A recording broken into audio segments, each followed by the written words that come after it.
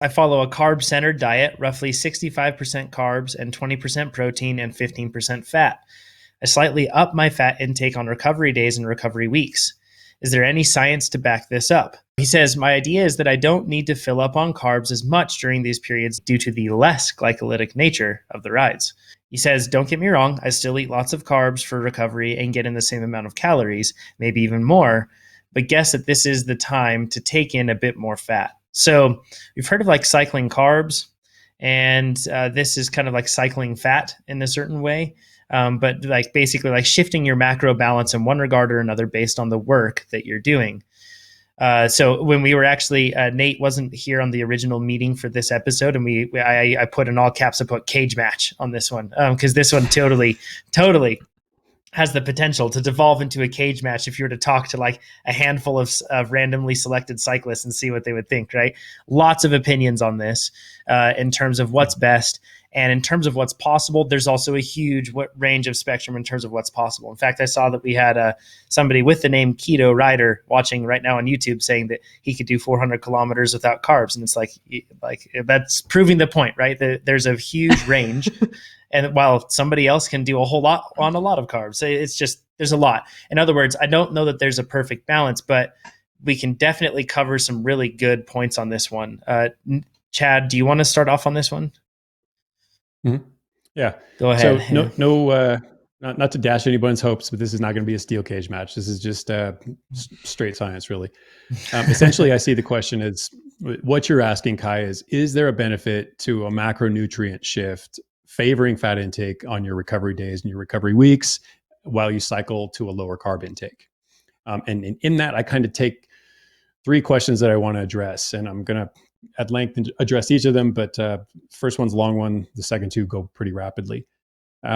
First off, I see the question as you're asking, you feel your diet is otherwise low on fat intake, either relatively or absolutely, maybe as a percentage of your macros, or maybe you just feel like you're not getting enough fat in general. And this is a chance for you to nourish in a more balanced manner. So with that in mind, the question maybe is more simply, why should fat be a concern for anyone? And I want to just talk about some of the benefits of fat in general, and both body fat, which is basically your white adipose tissue. There's also subcutaneous fat, which is basically that the body fat, visceral fat, which is the potentially very harmful kind, intramuscular fat. And this is it's kind of an interesting one because within an athlete's muscles, it's typically a good thing. Within a sedentary person's muscles, it's typically a bad thing. And then we had a whole podcast or a whole segment of a podcast on brown adipose tissue and beige adipose tissue, which is the more metabolically active tissue that actually generates heat. Turns out fat in general does the same thing, just not to the same degree. And then there's also dietary fat, which is exogenous. Basically you have to intake this fat. It comes from your diet. So body fat comes from basically an excess of carbohydrate and protein. When you think of your liver and muscles store a certain amount of each, but once they fill up, or if your carbohydrate or protein intake exceeds that of the synthesis rate, it's got to be stored. So it gets stored as body fat. It can also come from the fats you intake. Same thing. I mean, those muscles get digested and the free fatty acids float around in your bloodstream and they get taken up by various body parts, but what doesn't has to be stored. Same with ethanol, alcohol. So alcohol intake basically just goes to fat. It's not all that useful physiologically. Okay, so body fat is basically it's an energy reserve. Without it, we'd have to match our energy consumption perfectly with our energy expenditure. We'd have to ingest just as much sugar as we needed to do the very thing that we're going to do, and then we'd have to stay on top of that all day long. So the essence of adipose tissue is energy management. It allows us to not be basically owned by carbohydrate intake or protein intake, whatever.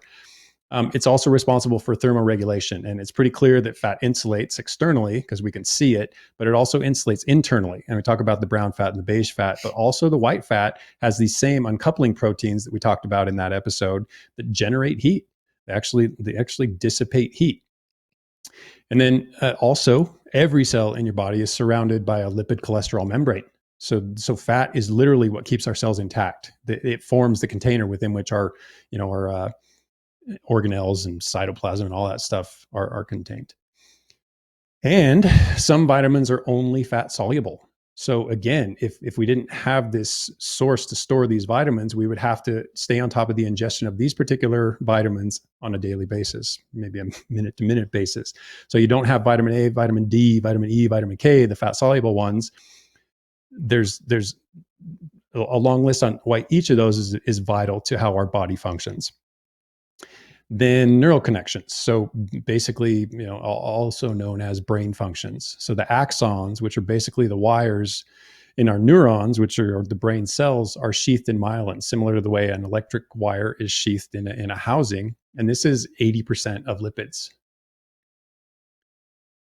I just want to jump in and to this point about the neurons. This is a really important point. And I just want to share a quick story. A friend of mine who's a former professional cyclist, so she's very disciplined. She knows how to train really hard.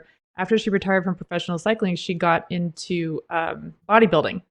And for her, relative to cycling, the actual training for bodybuilding felt like a cakewalk. So that part was super easy for her. The challenge was the diet. And so, was cutting the fat. And she was just so disciplined. The training aspect was so easy for her that the diet, she was able to adhere to the diet with more consistency than most athletes.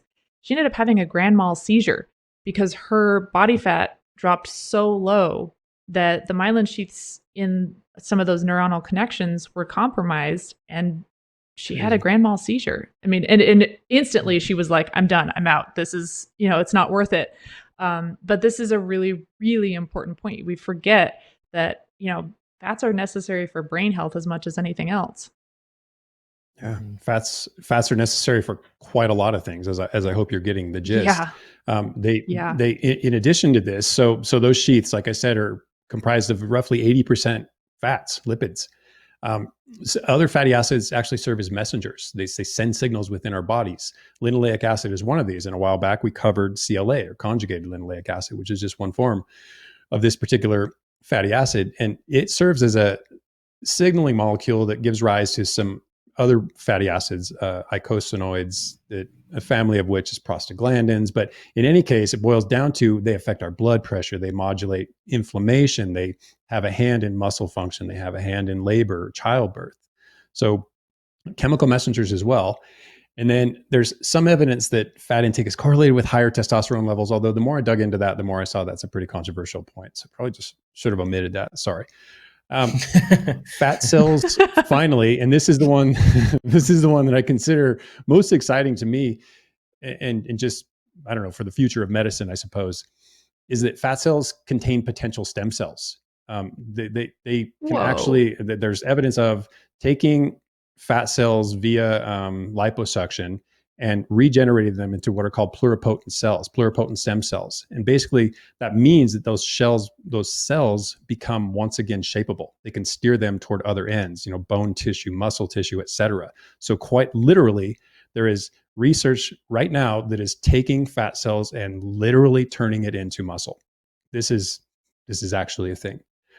So that's fascinating. That's cool. So all of these things can take place when fat is broken down, and that process is called lipolysis. You probably heard us mention it a few times, but this assumes that you have a healthily functioning metabolism, and that's a big assumption. Not so much in the athletic realm as it is in the more sedentary realm, but so many people these days fall on the metabolic disorder spectrum. So because fat can do all these things doesn't mean that fat is doing all these things. And then also these can take place when fat is ingested. So we can get it from a number of places. But what's important to recognize is how important that ingestion is, because the body doesn't really make fat. It's never going to pull from muscle tissue to use protein to create fat. It's not going to pull from glycogen stores to use sugar to make fat. We basically have to get it through excesses and through ingestion. So the takeaway for this first answer to this first question is that we need fat. We need to ingest it. We need to stockpile it. We would die without it. It is, in fact, an essential macronutrient. Protein's the other one. Carbohydrate is not. And it's important to everyone, athlete or not. So something to add to this. Two other questions to address, but jump in. Yeah, one quick thing to this. So first of all, we can all hate our fat less, hopefully after this. So it does have a place for sure. And when we look at this too, I think that this is I just wanted to point out really quickly that, Chad, this is like a really good way how you're laying this out. Just your process of how you're going about this is really good. You're first looking at the subject at hand, trying to find its use, and then finding all the utility, and then going into the application behind it. So this is like if I was to lay out like a rubric for basically like how you would go about solving any sort of questions or anything else that we have. This is a really good example of it. Nate, did you have something too? I saw you raise your hand. I don't know if. Okay, cool. Oh, I think we can't even hear Nate now. Nate's computer is melting. So hopefully he can come back soon. Okay, so we'll go. Oh, yeah, bye, Nate. Hopefully he can come back soon. Hopefully be back. Chad, go ahead. Sorry. So two other ways I think, or maybe questions within the question that you're asking. The second is you're doing low intensity work and slow twitch fibers prefer fat. So why wouldn't you fuel appropriately for the work at hand by increasing your fat and decreasing your carbohydrate intake?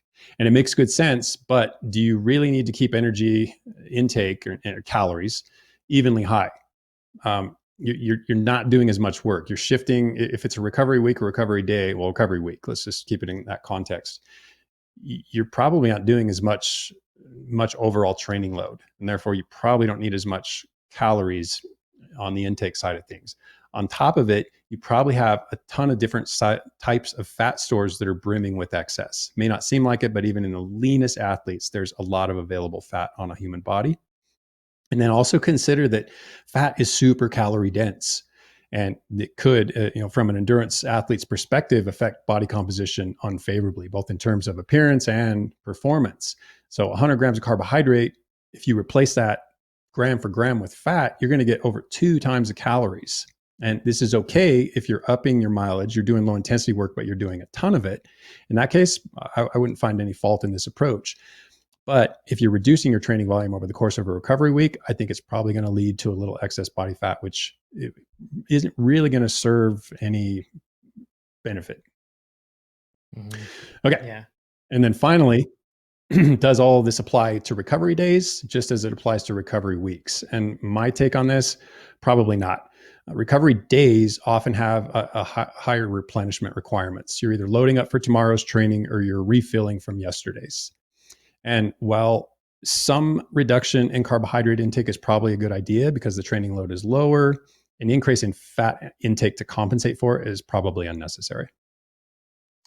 This is like a good point here in this section where, so carb cycling is really commonly spoken about, I should say. Fat cycling isn't very commonly spoken about, but we covered it here. That's for sure. But on the carb cycling side, and this will be a good mic test to see if Nate's mic works, but this is like a thing where a lot of people, we're testing it. We're doing it live right now, people. But a lot of people, so I think that it's pretty easy to take this too far, I guess, on the cycling side of things, right? In the sense that like periodizing your nutrition is important, but it's also pretty easy to go like severe, like where you basically go like, I'm training today, feeling adequately, not training today, so I'm just going to cut it clean, whatever sort of macro you're targeting or anything else like that. It's kind of easy to go too far, would you say, Chad?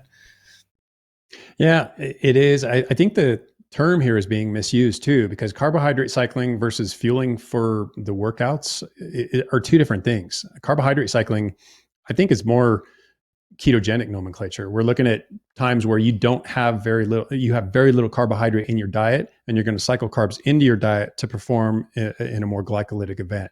I don't think it's the same thing. I think we're really simply talking about changing our diet based on the work demands ahead of us. Mm-hmm. Yeah, Nate, let's see if your mic works. It works. Yes, you're good. there. Okay. So yeah, Chad and I are in complete agreement in all of this. I just have a strategy to kind of help with this. Is I think what boils down to is for percentages that doesn't hold very well when you think about the different amount of volume that you're going to do on different days. Mm-hmm. So Chad was talking about like you might have a 5,000 calorie day, or you might have a 2,000 calorie day based on where you are in your training. And if you hold the percentages the same, your fat intake and your protein intake might go drastically higher. So I like the idea of thinking of it as minimum protein and fat grams that you need for proper health. And then with the rest of your training, that scales with carbohydrate. So I was just looking up for endurance athletes, and this is, correct me if I'm wrong, everyone, but generally the recommendation is between 1 to 1.6 grams of protein per kilogram of body weight for endurance athletes. So if you do that with the 20% protein, if you have a 5,000 calorie day, I closed my window, but I think that was 250 grams of protein, that is a lot. That's like bodybuilder level. Lot. So if you think about these huge days, and two, you see the Tour de France guys, they'll have huge days of protein, but that's also because they're eating like 5,000 or 6,000 calories. And there's not many foods that you can eat that are palatable that don't have some protein in it. So if they're eating brown rice and oatmeal, they're still getting protein the whole time. It's really hard to keep protein down. And then fat, I can't remember off the top of my head, but Chad, do you know what the amount of grams of fat is for these health benefits that you need absolutely per day? Man, I don't. If not, we can look it up and do it next time. Yeah. I want to say you need at least like 20 to 30, or else you're going to be in like big trouble, like you just mentioned and how Amber mentioned. But in general, think about it that way. And then the rest can be carbohydrates. And a lot of that carbs too, you might get on those big days. It's just on the bike fueling. And that's like your kind of extra that you get throughout the day. And the rest is fibrous vegetables and that sort of thing, and lean meats, in order to kind of make this work. But if you only go on percentages, it's going to be really hard to do when you get those big calorie volume days. You go on a 5-hour ride, and it's hard to do 20% protein, 15% fat. John, you had something? Yeah, I was just going to say that's how I found the most sustainable way to manage this is to increase the amount that I'm taking in on the bike. And that way I can kind of keep everything else more sustained and focused around general health. And then that way, when I'm on the bike, I'm getting the fuel I need. I'm also getting the benefit of training my body to be able to process carbohydrate when it's in this, working state like this, and figure that out. So it's all like a lot of, I feel like that's one of the things that I've found is the best way to control this whole thing and to make it really easy and sustainable. I don't have to ask a lot of questions that way. It's just like, yep, I'm fueling my work because I'm doing more work in that time. Thereafter, it's more about, just maintaining. And I do eat something that's probably around like 60% carbs, 65% carbs on a typical daily, average. So it's not like I'm low carb or anything like that. But I definitely, when I train, I ramp it up. Go ahead, Nate. And to further Chad's point on how glycolytic your workouts are. So in like the first 3 weeks of a plan, you might be eating more carbs. In the recovery week, the actual kilojoules or calories might be the same, but the glycolytic demand is way less, right?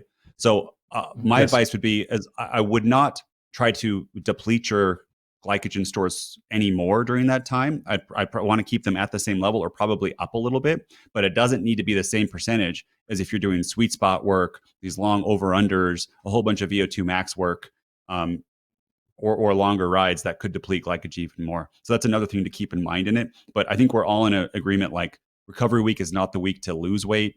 Recovery week is not the week to like do drastic changes in diet, because what you're really doing is you're prepping for the next 3 weeks. We talk about always having a workout, like make sure your easy days don't come at the sacrifice of your hard days. Make sure your recovery weeks don't then sacrifice your build weeks. Because if your build weeks don't happen, like you're not going to get any faster. Yes. Yeah. If I could add to this too, I think that's like a good example of me trying to respect how hard that build loading phase will get as I'm going through that right now. Like I'm super tempted to go back on the train that I was following over the past 2 weeks of doing morning workouts that are lower intensity. They're not that hard. They sit somewhere around 50% intensity, and it's just an hour long, and it's a fun social thing with doing group workouts. And I get to do it with all the people that we work with here, since we don't have the office right now. It's nice to be able to get in touch with everybody.